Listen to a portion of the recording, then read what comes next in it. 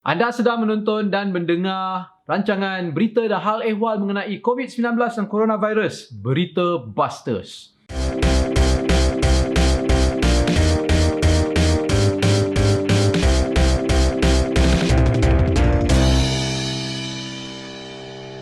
Saya Sheril A Bustaman. Dan saya Zan Azlee. Dan seperti biasa, setiap minggu kami membincangkan isu-isu yang berkaitan dengan COVID-19 dan coronavirus di Malaysia, di rantau Asia Tenggara dan juga di seluruh dunia. So this week we're going to talk about migrants, pendatang asing dan juga pelarian. So, kalau kita lihat berita baru-baru ini, kita dapat tahu bahawa di depo-depo immigration ni, di mana kerajaan Malaysia telah menahan ramai pendatang-pendatang warga asing ni, ada spike infection COVID-19 ni. Tiba-tiba banyak beratus-ratus yang kena infection COVID-19.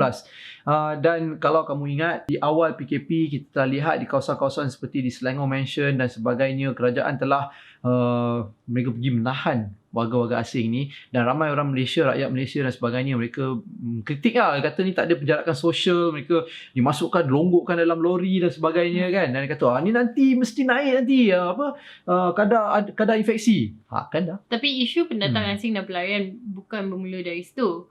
So at the beginning of Ramadan, ada wartawan tersohor telah menulis artikel tentang isu kejadian bot yang ada pendatang asing dan pelarian yang telah cuba menetap di Langkawi. Sebelum kita pergi ke isu pelarian dan sebagainya, saya dengar wartawan tu sebenarnya agak handsome. Biasa je sebenarnya. So, Zan Azlee telah menulis artikel ni tentang isu bot yang telah dihantar balik. Ya, dihantar balik. So, bot ni sampai. Dalam bot tu ada lebih kurang 200 pelarian Rohingya daripada Bangladesh, daripada Myanmar. Dan kerajaan Malaysia telah menolak mereka. Mereka tak dibenarkan masuk ke Malaysia. Mereka dihantar pulang. Dan selepas beberapa hari, beberapa minggu mereka sampai di perairan Bangladesh, mereka ditemui. Dan didapati ramai daripada mereka di atas bot itu telah meninggal kerana tidak dapat cukup makan dan sebagainya, kelaparan dan sebagainya. So what was your stand in your article that you wrote about a month ago? Saya mempunyai hubungan yang sangat rapat dengan komuniti pelarian. Pengalaman saya sebagai wartawan, saya banyak pergi ke negara-negara bergolak dan berperang dan sebagainya, dan saya tahu keadaan mereka di negara-negara yang susah ni tak begitu seronok lah. Dan bila mereka berlari, mesti ada tujuan dan sebab yang sangat besar dan ketara untuk mereka lari lah. Dan saya rasa kita sebagai rakyat Malaysia negara yang aman dan sebagainya, kita perlu menghulurkan bantuan kepada mereka. Kalau mereka datang untuk bantuan, kita patut beri.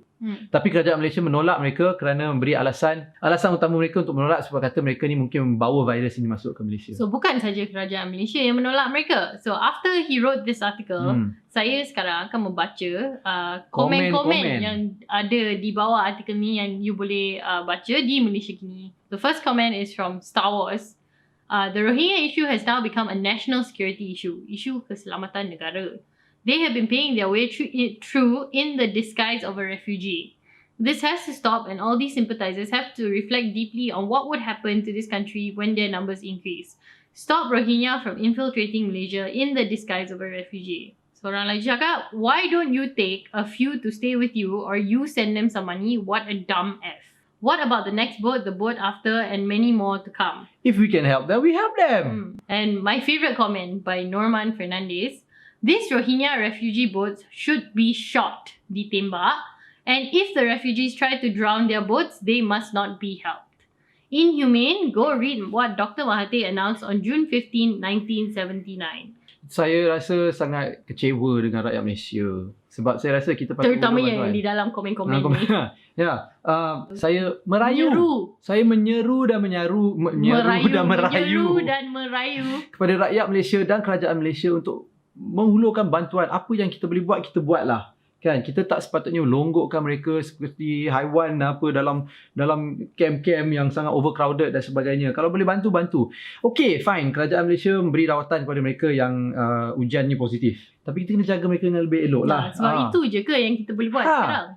Dan rakyat Malaysia tiba-tiba saja macam begitu marah, begitu benci dengan pendatang. Tapi sebelum ni, bila tak ada pandemik, tak ada COVID-19, kita kena bantu saudara-saudara Islam kita di Myanmar seperti orang Rohingya dan sebagainya. Tapi Bila sekarang mereka rasa takut, tak nak bantu pula. Tak boleh lah macam tu. Itu double standard namanya. And then dia orang cakap, tapi pendatang-pendatang ni yang tipu, datang cakap dia orang pelarian tapi sebenarnya tak.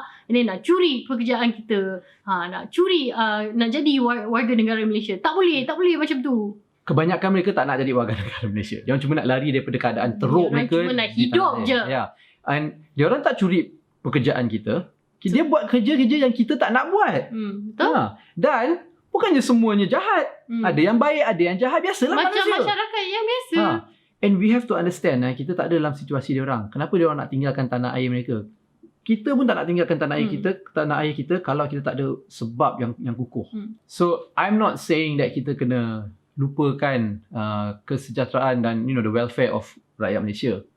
Kita jaga rakyat Malaysia. Tapi orang lain pun kita perlu bantulah. Kan? Ada satu komen. Tapi ni kawan baik saya sebenarnya dia komen. Tapi dia komen pun, tapi dia terima apa pendapat saya kan. Dia kata, okey lah tu. Bila kita naik kapal terbang nak terhempas, kita pakai mask. Kita pakai mask untuk diri sendiri dulu. Baru kita pakaikan untuk tolong orang lain.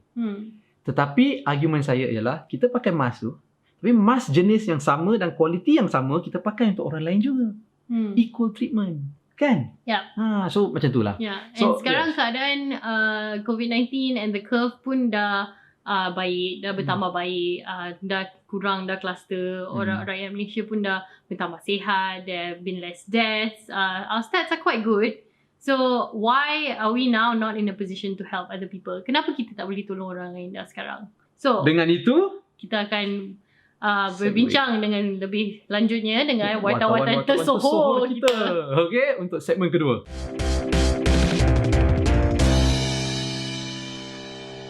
So we are in our second segment where we talk to our esteemed wartawan-wartawan yang tersohor daripada seluruh negara. Returning guest Johan Ariff dari Astro AWANI. Also returning guest Su Wen Jun from Malay Mail.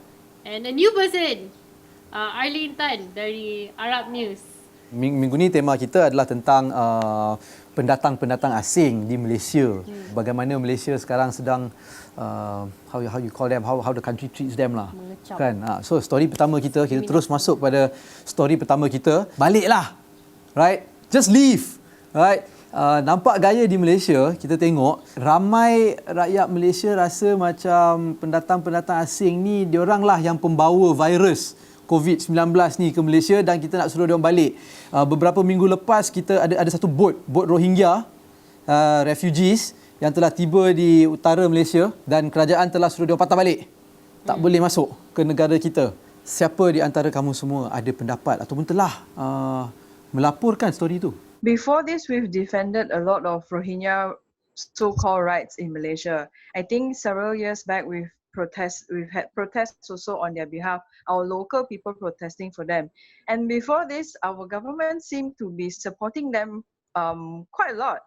So it was quite surprising actually this year when this happened, they actually turned them around. It was shocking for me personally. Menteri Dalam Negeri kita telah berkata bahawa Rohingya ni diorang sebenarnya tak patut minta apa-apa. Diorang tak ada hak apa-apa lah. Diorang tak ada hak lah untuk datang ke Malaysia, tak ada hak untuk minta bantuan, tak ada hak untuk minta apa-apa pun di Malaysia. Dan saya rasa ini telah mencetuskan macam di internet mencetuskan macam perbincangan yang di kalangan orang di social media dan perbincangan ni seperti hampir resis lah. Dia orang macam tak suka kepada Rohingya, tak suka mana-mana pendatang asing pun. A lot of the reasons that were given rationale yang dibagi oleh kerajaan adalah sekarang rakyat-rakyat Malaysia lebih memerlukan sumber-sumber seperti perubatan, makanan semua. So kita tak boleh lagi terima pelarian ataupun pendatang asing yang datang untuk meminta pertolongan. Tapi yang datang ni 200 orang je. 200 orang ni tak boleh nak pecah ekonomi Malaysia. So Arlene, do you feel like that's right? Alasan COVID-19 is not really a valid alasan sebab we have the mechanism, we have the infrastructure and the manpower to ensure basic humane treatment to the boats that come in. Yes, if you want to say that, okay, we don't have the capacity for them to stay here or become citizenship, it's a valid reason, yes, but it is not the only way for us to see, I mean, it's not the only angle for us to address the problem. There are multiple angles that need to be addressed. And one of the angles that I think is the most important thing is, what is what is Malaysia's morality? Like, we call ourselves a Muslim defender, but what kind of Muslim we are? Like, or at least the moral values of being a Muslim. Agaknya itu digunakan untuk kata melepaskan diri, kerja senang lah bagi saya. AWANI antara yang pertama buka cerita ni pagi-pagi itu dah bersembang dengan NGO MSF dan video tu diletakkan di media sosial Facebook kami di Astro AWANI dan memang dapat kecaman gila-gila babi punya lah. Dapat kecaman kena gila-gila punya, kata Astro AWANI ni apa letaklah belakang rumah kita lah semua Rohingya ni semua kan.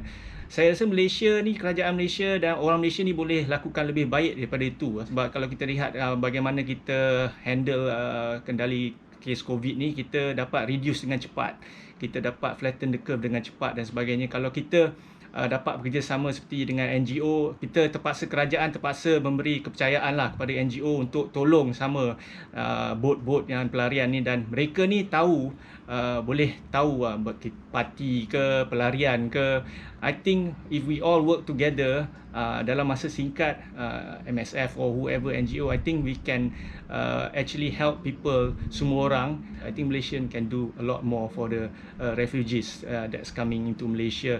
Betul. Now, on that note, kita nak masuk ke story kedua. So, it's all related.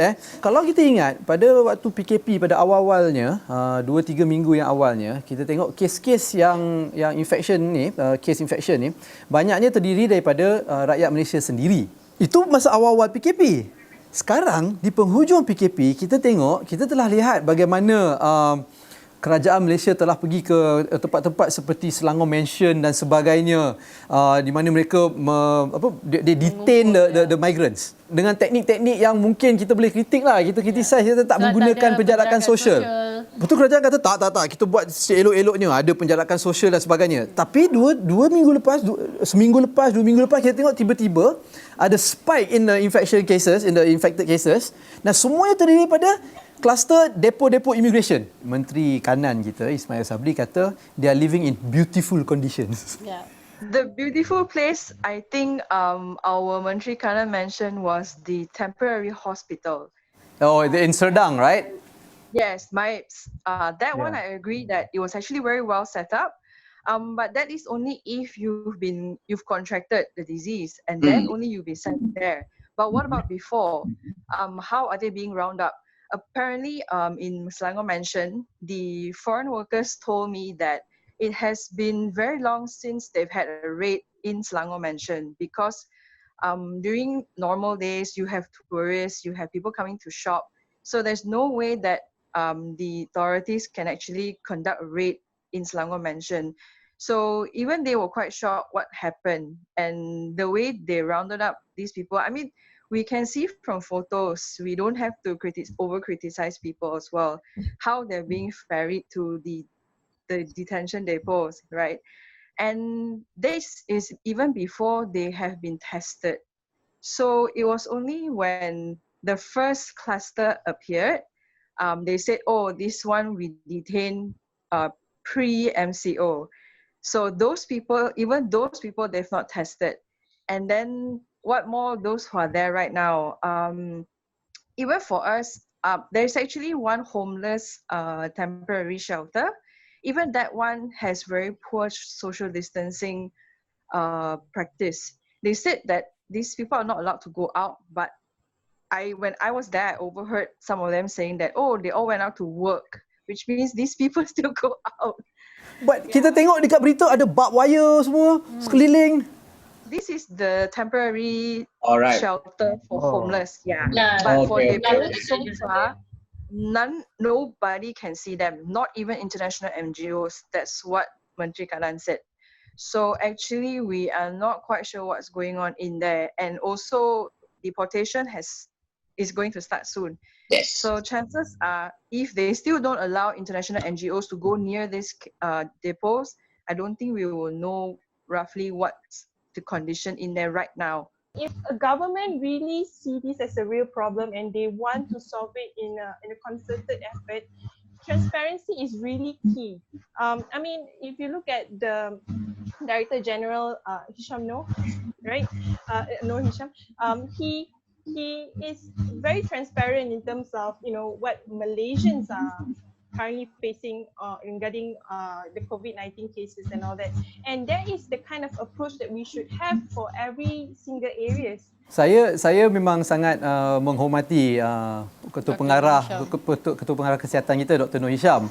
Tapi bila kita ada spike in the immigration depot tu, dia ada sebut sesuatu masa press conference. Dia kata, okey, rakyat Malaysia tak perlu risau sebab semua ni kat dalam, orang asing je yang sakit ni, kita okey.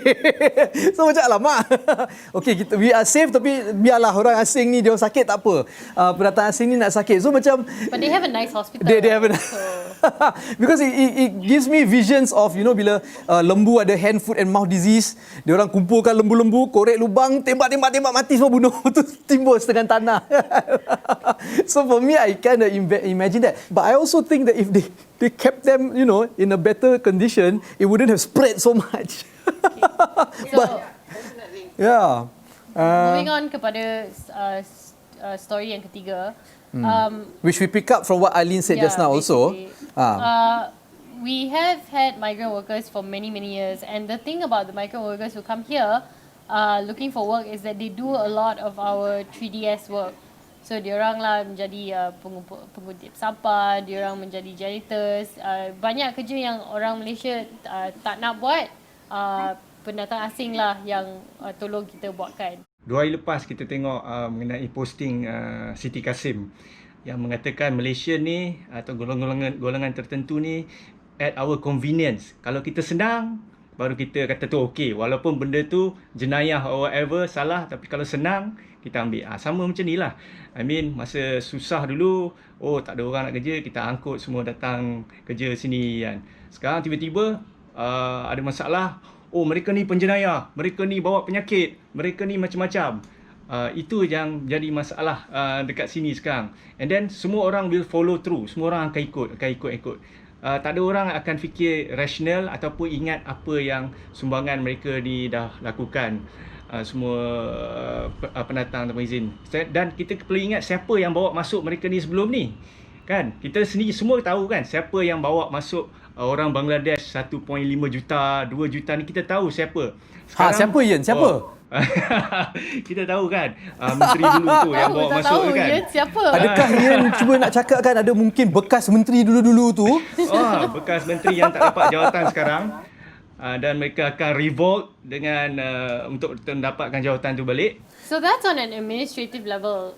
Arlene, you what? I don't know if you've really been on the ground or speaking to, or even Wenjun actually, if you guys have any experience talking to some of the migrants and some of the Malaysians. Well, how do the Malaysians, the real everyday people, feel about this issue? Like, what are we going to do about them? I spoke to traders in Pudu Market, and they actually don't feel shocked at all at what's going on, because they feel that they actually experienced it has happened before.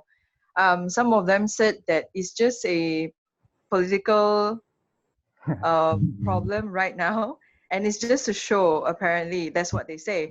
That for now, because everyone's talking about it, and then they don't know what to do, so they will just say that, okay, look, we're gonna send these people back, and then we're gonna return these jobs to our local Malaysians.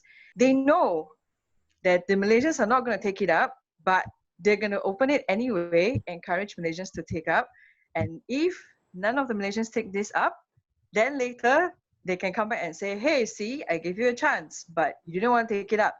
So that's when they will start they will allow refugees or migrant workers to come in again. These are what people on the ground said.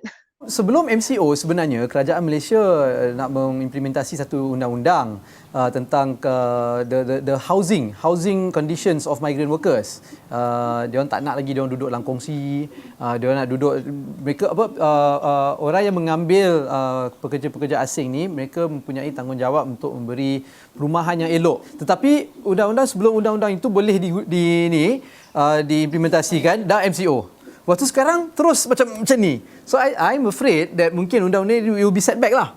This law will be set back. Dan sebenarnya lepas press conference yang tadi saya ada mention yang Dr. Noh Hisham cakap, oh jangan risau, yang sakit semua cuma pendatang asing. Tapi kemudian dia ada buat statement juga dan dia kata walaupun kita lihat yang sekarang kebanyakannya pendatang asing yang sakit, yang mendapat COVID-19, kita tidak sepatutnya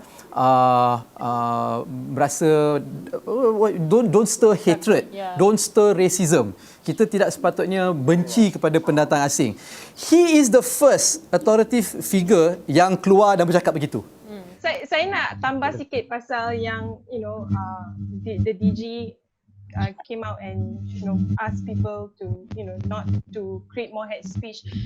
I don't know, but to me that is a sign of leadership. Yes. I mean, you have the de facto leadership, you have the de jure leadership. And to me, the most important leadership is the leadership where it's not based on position, but it's based on authority. Meaning that people actually listen to you because you have the voice, the authority to speak about it. And even though you may not be the Prime Minister of Malaysia. Any of you familiar dengan story tentang Zafar Ahmad yang daripada masa awal-awal MCO tu, tentang bila rakyat pendatang Rohingya ni ada seorang yang dikatakan community leader of the Rohingyas yang minta nak dapat citizenship lah, nak apalah, kemudian semua orang start like macam bagi dia death threat. Dan rupa-rupanya benda tu fake news. Any of you are familiar with that story? I've been close with the Rohingyan communities. I played football with them, buat community work with them a lot. So I don't think that's the kind of message yang dia orang nak sampaikan, because dia orang ni macam nak cakap pun tak tahu. And then they have their own leader, that I know a few people dengan masa buat kerja dengan MENA kan. So I think I know how they speak, and I don't think that's what they want.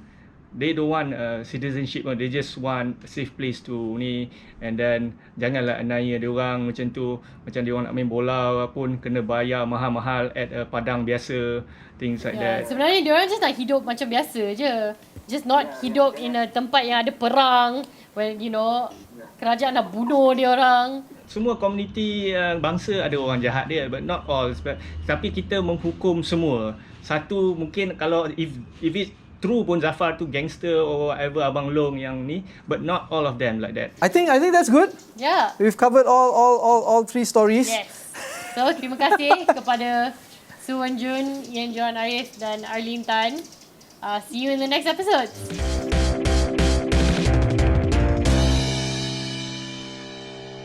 Right, terima kasih Suwan Jun, Johan Ariff dan juga Arlene Tan. So sekarang kita masuk segmen favourite saya, benar atau palsu? Benar atau palsu, it's a game that she plays.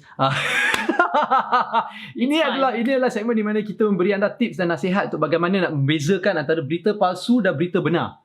Okay? Dan hari ni tips kita paling senang sekali. It's so obvious. Yes. Apa dia? Typos atau ejaan yang salah. Kalau kamu lihat ada artikel yang ditujukan kepada anda dalam WhatsApp atau di Facebook ataupun di Twitter, baca artikel itu. Kalau ada banyak ejaan-ejaan yang sangat salah dan grammatical error dan sebagainya, besar kemungkinan dia tidak sahih. Dan ia adalah berita palsu. Right? Kalau seorang wartawan menulis satu artikel, dia ada proses yang dilalui.